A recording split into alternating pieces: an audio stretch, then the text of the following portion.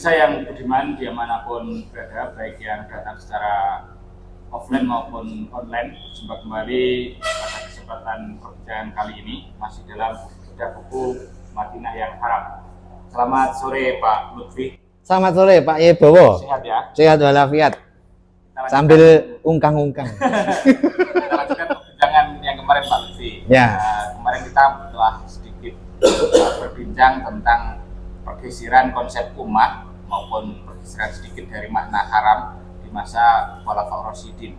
Kok kayaknya di perbincangan kemarin kalau kita memahami sepintas kan sudah mulai bergeser. Kalau begitu padahal masa Khulafaur Rasyidin ini kan masa awal pasca kenabian. Kalau begitu seberapa lama sebetulnya konsep ummah maupun konsep keharaman Madinah itu bertahan di dalam konsep kenabian Muhammad? Kalau konsep ummah itu hanya bertahan di masa Nabi. Tapi kalau konsep keharaman Madinah itu bertahan di masa Utsman. Jadi beda, Pak. Oh ya, beda, Ya. Beda berarti. Karena kalau konsep ummah hanya bertahan di masa Nabi. Masa Nabi. Artinya pasca Nabi nanti konsep ummah itu sudah bergeser. Gitu loh. Kalau konsep haram itu bertahan sampai di masa Utsman. Gitu. Ya. Jadi konsep ummah di masa Nabi Muhammad itu kan egalitarian. Ya. Tanpa ada satu sekat suku. Dan tanpa ada suku yang diunggulkan. Ya. Nah, itu berubah ketika suku itu mulai berebut dominasi. Itu di masa Sakifah Bani Sa'adah itu, di mana itu ada pidato Umar bin Khattab yang terekam di dalam kitabnya Al-Mas'udi Murujuz Zahab yang berbunyi wala tardo wallahi la tardo al-arabu ayyuk marukum mangkanat fihim an-nubuwah. Yang kemarin itu. Nah, dari kata-kata Umar ini yang berhak untuk menjadi pemimpin utama dan ras yang menjadi unggul di Madinah itu adalah ras Quraisy, ras Bani Israel, yang itu ras penganut agama Yahudi di Madinah itu dieliminir terkait dengan konsep kepemimpinan itu. Nah, dari sini umat itu mulai bergeser. Mulai bergeser di mana awalnya egaliter ini muncul untuk mengunggulkan ras Quraisy. Nah, paham ya? Nah, ini jadi umat itu hanya bertahan, umat dalam konsep Nabi Muhammad yang terkait egalitarian, yang terkait dengan inna akramakum indallahi atqakum, itu di masa Nabi Muhammad di Madinah mulai 622 sampai 632. Setelah itu bergeser pengunggulan ras tertentu, yaitu ras Quraisy itu. Seiring dengan pidato Umar yang terekam di dalam kitabnya Al-Mas'udi Murujuz Zahab. Oke, gitu ya. Itu konsep umat. Sekarang konsep haram itu seberapa lama ia bertahan? Justru lebih lama dari umat. Haram di dalam konteks ini di masa Nabi itu menjadikan Madinah sebagai center of politik Arab. Pusat politik Arab. Di mana pada waktu itu seluruh jazirah Arab atau Arabian Peninsula itu tunduk di bawah negara Madinah. Kan begitu? Nah, jadi Madinah menjadi pusat politik di masa Nabi Muhammad. Nah, di masa Abu Bakar masih Abu Bakar masih. Tapi kalau di konsep umat sudah berubah. Nah, di masa Umar masih konsep haram. Di masa Utsman masih, tapi tidak sampai Utsman selesai kepemimpinannya, karena kan dikudeta. Kan begitu, dikudeta sehingga pada tahun 656 pusat politik itu tidak lagi di Madinah tetapi di Kufah. Penandanya ini. Ini penanda bahwa konsep haram di masa Nabi itu tidak lagi bertahan. Itu berhenti di masa Utsman. tepatnya tahun 656 Masehi. Seiring adanya perpindahan itu tadi. Seiring dengan adanya perpindahan pusat politik dari Madinah ke Kufah. Gitu. Nah, by data ya ini kalau by data adalah tadi munculnya Quraisy yang dominan. Kalau konsep haram adalah datanya adalah pemindahan ibu kota. Ibu kota politik Arab yang awalnya Madinah ke Kufah. Tepatnya tahun 656 sampai tahun 660. Begitu. 661 berpindah lagi, yaitu ke Syam itu, Damaskus itu, dengan dinastinya Umayyah. Nah, ini berpindah lagi, begitu. Nah, yang menarik untuk dibahas di dalam konteks ini, mengapa? Mengapa kok tidak bisa bertahan? Padahal mereka adalah generasi-generasi yang awal, yang sebagian bertemu dengan Nabi, zamannya pun dekat dengan Nabi. Kenapa kok bisa tidak mempertahankan konsep yang dibangun oleh Nabi? Toh katanya itu generasi terbaik, gitu. Tapi kok tidak bertahan, gitu. Nah, salah satu faktor pemicunya itu, ini kita harus meruntut tentang jumlah ekspedisi, Pak. Jumlah perluasan wilayah. Jumlah perluasan yang dilakukan oleh Umar bin Khattab. Cluenya itu kalau dilihat dari kronologi historis itu di masa Umar ini.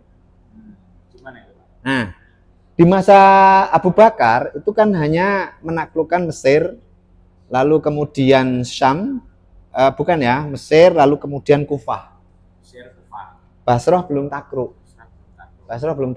Nah, lalu di masa Umar penaklukan ini berlanjut. Dari Kufah itu lalu menuju ke Basrah, dari Basrah itu lalu kemudian menuju ke Syam, gitu ya. Syam dari inilah yang disebut dengan Amsor. Amsor. Istilah yang dipakai untuk Amsor itu front district militer. Wilayah bagian. Kayak kegubernuran gitu.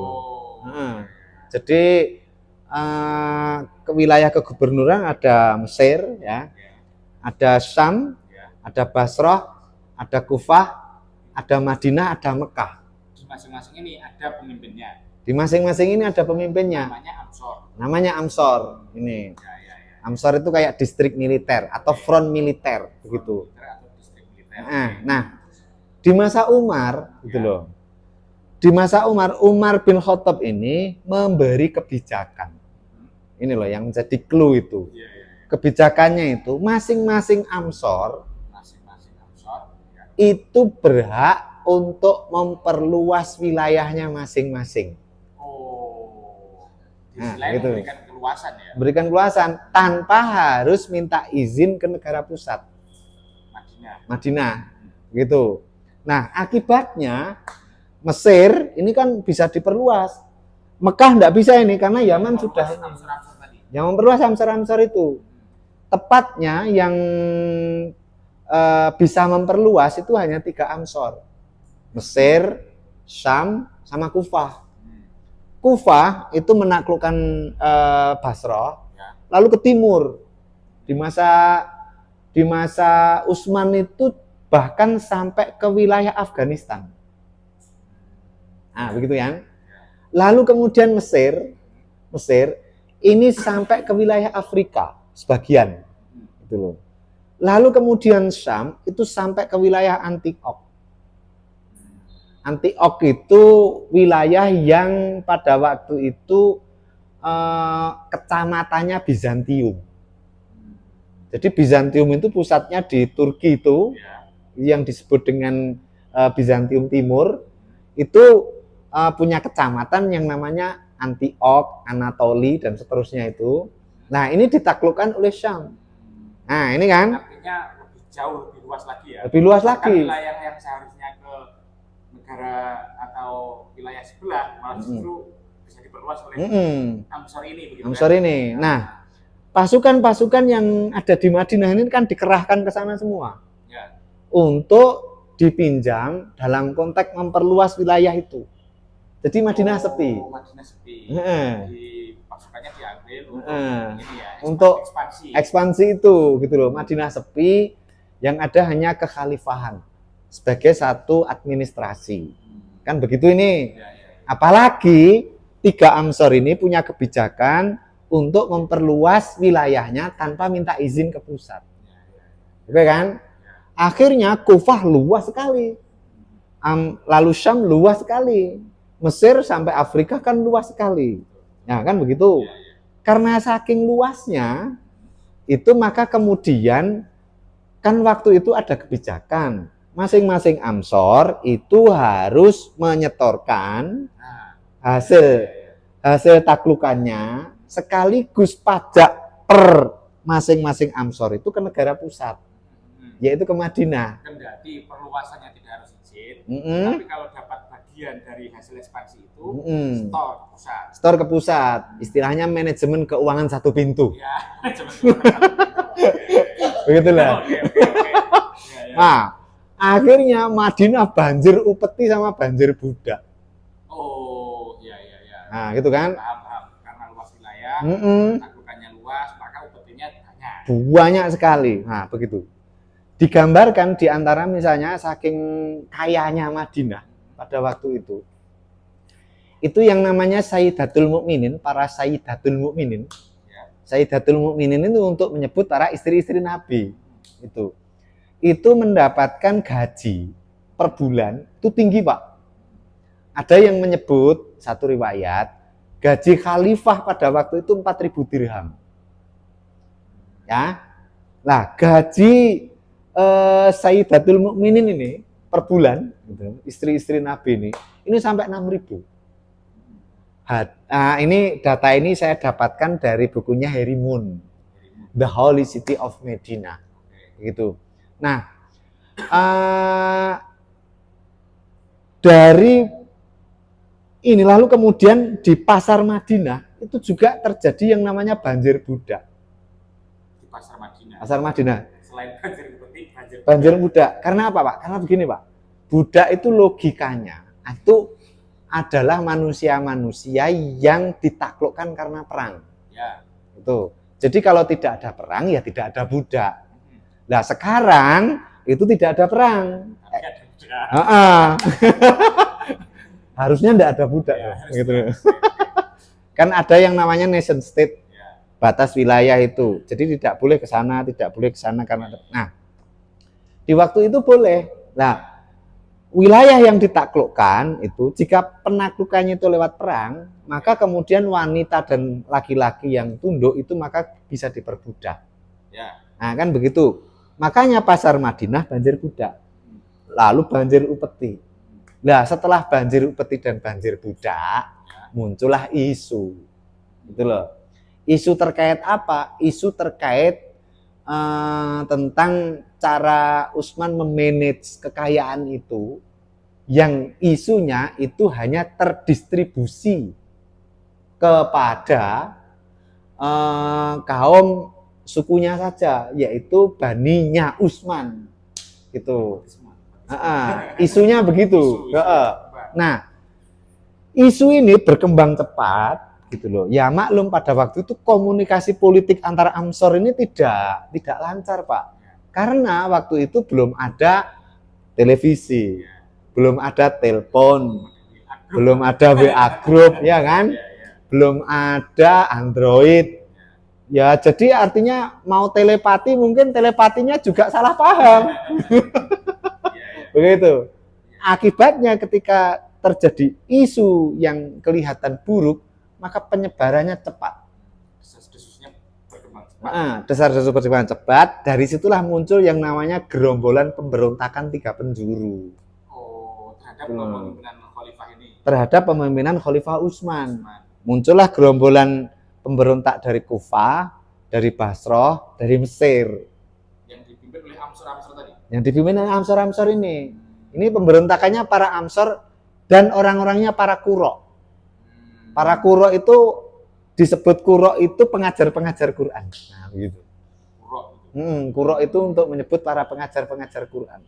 Nah, Dengan adanya pemberontakan ini, tiga penjuru ini kan singkat cerita, Utsman bin Affan ini kan terbunuh. Itu wafatlah akhirnya. Dengan terbunuhnya Utsman, Ali dengan serta-merta mengangkat dirinya sebagai khalifah yang keempat. Itu. Sempat menyalonkan di pertama ya. Namun sayangnya orang Madinah tidak sepakat. Oh, tidak serta-merta. Tidak serta-merta. Prosesinya. Orang Madinah itu tidak berbaiat kepada Ali sebagai khalifah yang keempat. Tidak, gitu ya. Orang Madinah ya. Orang Madinah, itulah. Lalu kemudian orang Mesir juga tidak. Orang Syam juga tidak. Satu-satunya yang mau berbaiat kepada Ali itu hanya Kufah. Benar. Alasannya apa Pak dibalik ketidakmauan berbaiat kepada Khalifah Ali? Alasannya bisa jadi politis. Politisnya begini, Syam itu kan pada waktu itu dipimpin oleh Muawiyah bin Abi Sufyan. Lalu kemudian Mesir itu dipimpin oleh Abdurrahman bin Auf. Kedua-duanya ini kan Bani Abdus Syams. Oh, yang di Mekah itu. Kedua-dua ini penguasanya Bani Abdus Syams, sementara Ali itu Bani Hasyim. Nah, suku lagi kan? Begitu loh. Iya. Afiliasinya. Ya, beda suku lah. Lalu kemudian dari Amsor Syam, saya sebut politis itu, dia mengangkat satu isu yang pada waktu itu tidak bisa dijawab oleh Ali. Kenapa Ali tidak segera mengadili pembunuhan Utsman? Kan begitu. Tuntutannya, adili dulu Utsman, lalu kemudian saya akan berbaiat kepadamu. Kan argumennya begitu dari Syam ini. Ini seolah-olah ungkapan yang terlihat sukuisme, tapi sebetulnya menyimpan motif politik yang cukup kuat. Menyimpannya di mana? Kan begitu. Menyimpannya, jika kamu memang peduli sama Utsman, ketika dikeroyok dari tiga penjuru itu, mengeroyok ini kan tidak langsung sehari 2 hari. Mengepung rumahnya Utsman itu 40 hari. 40 hari. Nah, kenapa ketika dikepung itu Anda tidak datang? Gitu.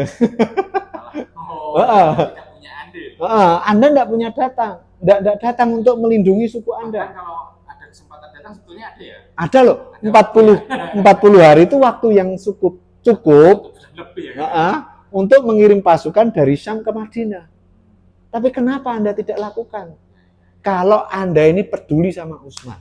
Kok pedulinya setelah meninggal? Kok pedulinya ketika Ali bin Abi Thalib terangkat menjadi khalifah, baru Anda terlihat seperti orang yang peduli, gitu. Paham ya? Ini kepedulian tapi ada motif politik. Paham ya? Nah, dari sini situasi lalu kemudian menjadi kacau. Ali kayaknya membaca ini. Makanya kemudian Ali tidak percaya sama tuntutan si Syam. Juga tidak percaya sama tuntutan Mesir. Dia tidak menghiraukan tuntutan itu dan tetap memaksa kepada Syam untuk berbaiat kepadanya, tapi tidak mau. Begitu. Nah, karena Ali itu pusat dukungannya di Kufah, Ali lalu kemudian memindahkan pusat pemerintahannya di Kufah. Oh, begitu. Iya. Supaya dekat dengan kedudukannya. Supaya dekat dengan kontestannya. Begitu loh. Bukan kontestan sih.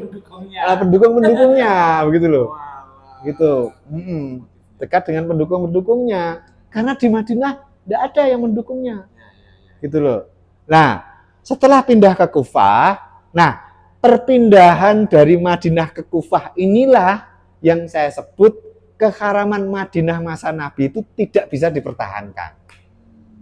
Kemarin Pak Lutfi memaknai dinamis dan seterusnya itu diantaranya begini ini, proses pergeseran kedinasan itu. Ya, proses kedinasan itu campur baur antara soal politik, soal suku, soal kepentingan, dan seterusnya. Dari sini Ali memindah ke Kufah karena pusat dukungannya ke sana.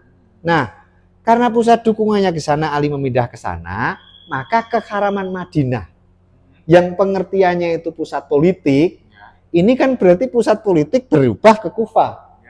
Karena berubah ke Kufah, maka tidak bisa dipertahankan keharaman Madinah di masa Nabi itu. Gitu loh. Prototipe konsep dan terusnya tidak sebagaimana konsep keharaman ketika pusatnya masih di Madinah ya?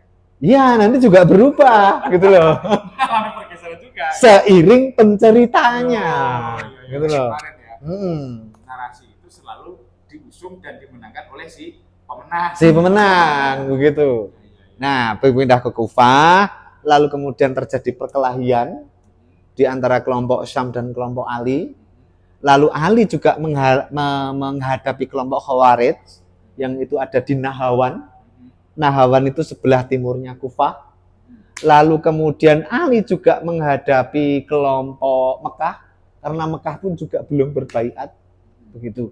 Dari sini maka kemudian kendati pusat pemerintahan itu berpindah ke Kufah, bagi Ali waktu itu juga tidak mudah. Begitu loh. Nah, dalam konteks percaturan perebutan kepemimpinan seperti ini, Madinah ini terbengkalai. Nah, seperti apa Pak kondisi? Nah, begitu loh. Ketika sudah kayaknya kok kacau balau ya. Iya, kacau balau. Umat, konsep haraman juga hariman bergeseran. Siapa ya? Ini sahabat-sahabat senior ke sana semua, begitu. Mereka kan ya dekat dengan masa di mana Nabi dengan Nabi kan dekat ya. Dengan Nabi yang dekat, lalu juga katanya generasi terbaik, tapi generasi terbaik kok perang-perang terus gitu loh. Kan begitu. Ini kan jadi generasi terbaik apa enggak begitu. Nah, oke lah itu penilaian Anda mau terbaik apa enggak. Tapi yang jelas kronologisnya kan begitu. Nah, lalu kemudian apa yang terjadi di Madinah? Nah, kan begitu. Nah, nah, yang terjadi pergeseran yang terjadi seperti ini, carut marut politik yang luar biasa. Apa yang terjadi di Madinah? Nah, di Madinah ini, gitu ya. Ini kalau Anda membaca beberapa kitab, misalnya kitabnya Ibnu Syabah itu punya buku namanya Tarikhul Madinah Al-Munawwarah.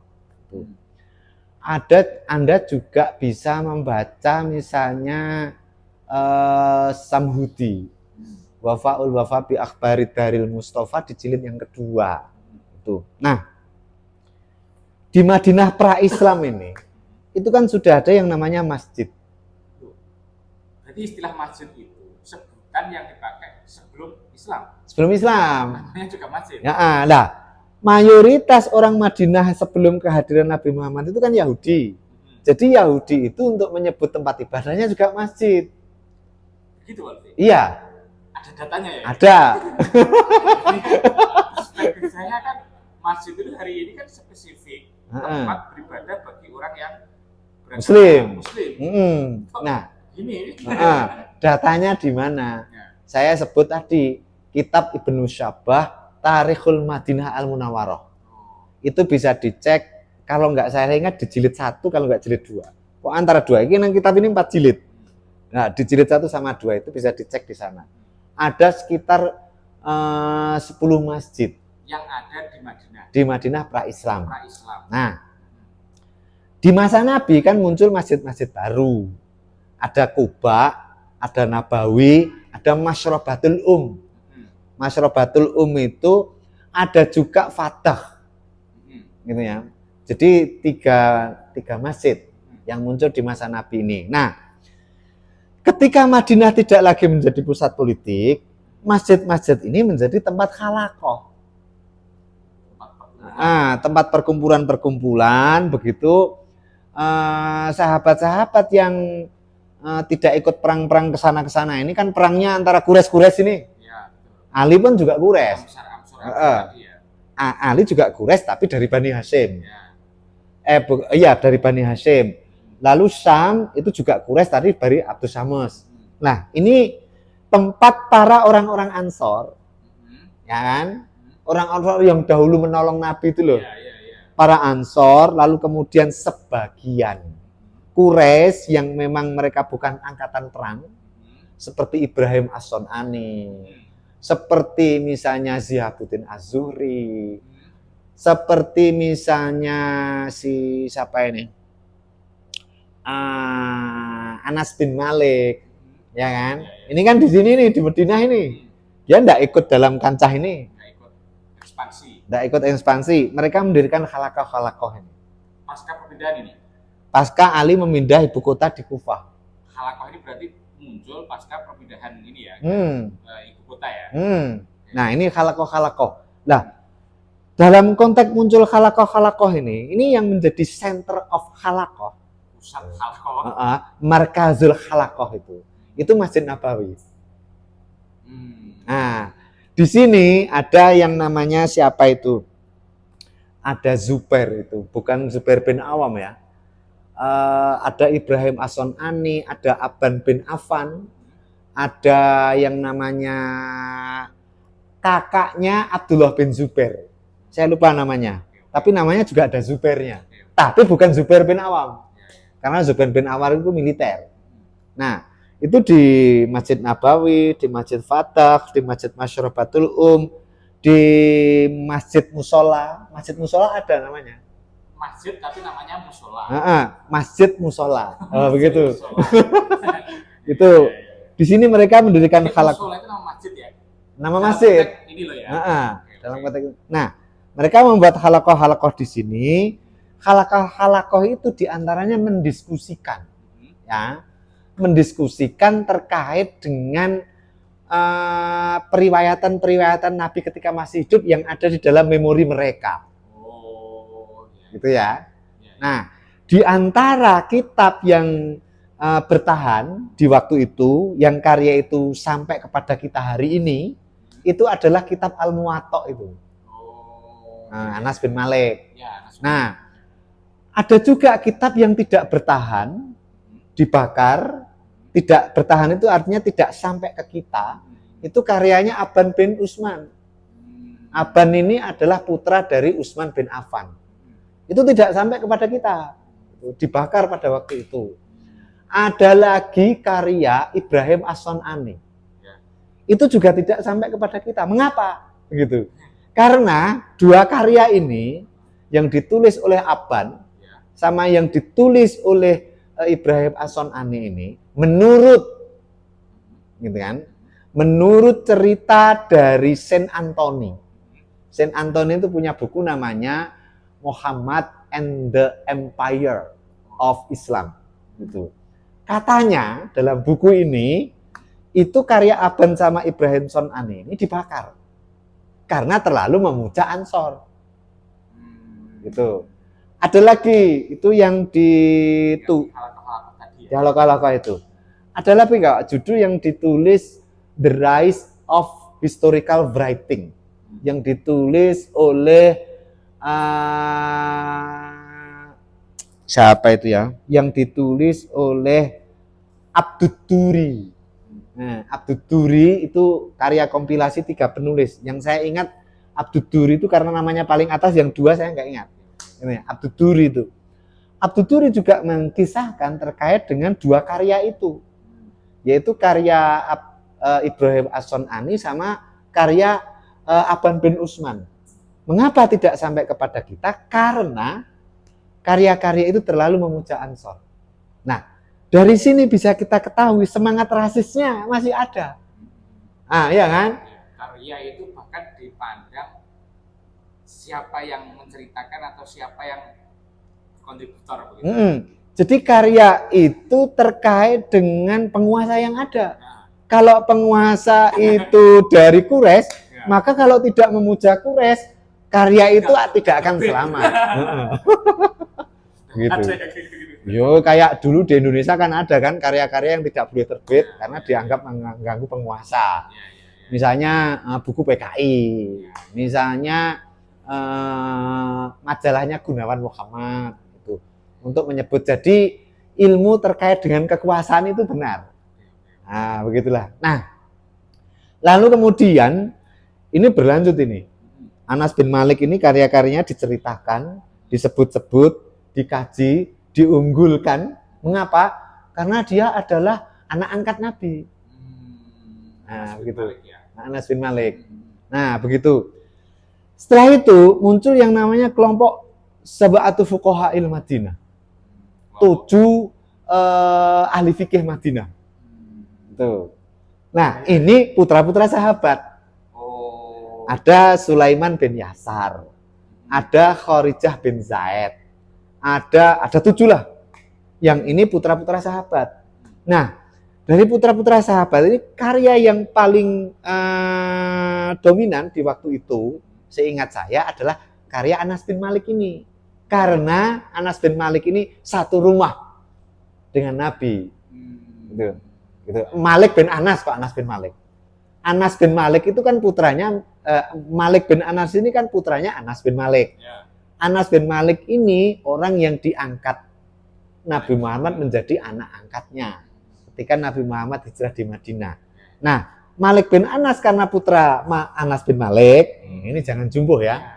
Ini Malik bin Anas bin Malik, begitu kan bulet. You know? Nah, ini dianggap sebagai orang yang terdekat yang menyaksikan kenabian, maka kemudian karya ini bertahan pada waktu itu hingga dikompilasi, lalu kemudian jadilah yang namanya kitab hadis Muwatta itu, kitab hadis pertama. Tapi sebetulnya ada kitab-kitab yang lain yang tidak selamat. Nah, dari situ tergambar aktivitas Madinah setelah tidak menjadi pusat politik. Apa itu gambarannya? Menjadi pusat kajian keagamaan atau rawi-rawi hadis ini. Nah, apakah perkembangan ini menunjukkan keperkembangan ketika mereka mengungkap hadis-hadis itu sebagaimana yang ada pada Muhammad masa Madinah, itu nanti akan diskusikan. Begitu. Perbincangan mereka apakah masih mengusung spirit? Spirit kenabian. Dan gimana nanti kelanjutannya yang di Kufah tadi? Di Kufah itu. Dia tidak melakukan pergerakan-pergerakan tertentu. Dan seterusnya itu masih panjang. Masih panjang. Nah, kita mengkonsentrasikan karena kita kan bedah buku Madinah yang haram. Nah, apa yang terjadi di Madinah pasca pusat politik itu berpindah ke Kufah, ke Syam dan seterusnya, aktivitas apa yang dilakukan ini? Jika aktivitas keagamaan yang support terhadap semangat kenabian apa tidak? Itu kita akan diskusikan di periode selanjutnya. Oke, terima kasih.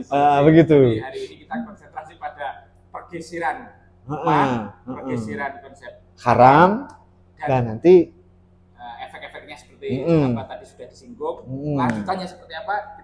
Kita lanjut perjalanan. Apakah Madinah menjadi pusat kajian keagamaan ini, keagamaannya support dengan semangat kenabian, yang ketika Nabi masih hidup tahun 622 sampai 632, itu kita akan kaji.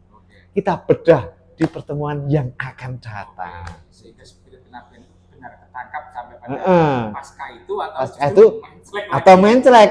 Karena ini generasi terbaik, Pak. Anda tidak boleh main-main ini ya. As-sahabat wa tabi'in at-tabi'in.